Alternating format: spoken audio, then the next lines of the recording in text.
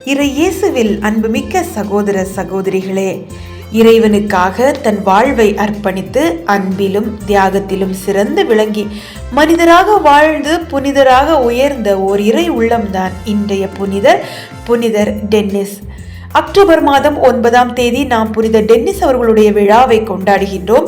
இவர் பிரான்ஸ் நாட்டின் பாதுகாவலர், பிரான்சின் புகழ் வாய்ந்தவரும் மக்களுக்கு பிடித்தமானவரும் கூட. இவர் ரோமையிலிருந்து மறைபரப்பு பணிக்காக பிரான்சுக்கு சென்றிருக்கிறார். கிபி 258 வலேரியன் நடத்திய கொலைபாதக செயல்களுக்கு பலியானவர். இவரது கல்லறை மேல் கிபி 7ஆம் நூற்றாண்டில் டாகோபெர்ட் அரசனால் ஒரு துறவற மடம் எழுப்பப்பட்டிருக்கிறது. அவர் காலத்தில் வாழ்ந்த மக்கள் அவரது புனிதத்துவத்தை நன்கு உணர்ந்திருந்ததால் அவருடைய பக்தி வளர்ந்தது. கடவுள் மனிதராகிய டென்னிஸை அந்நாள் முதல் இந்நாள் வரை இறை மக்கள் மறக்கவில்லை. நாளை மற்றொரு புனிதரின் புனித வாழ்வை தரிசிப்போம். நன்றி.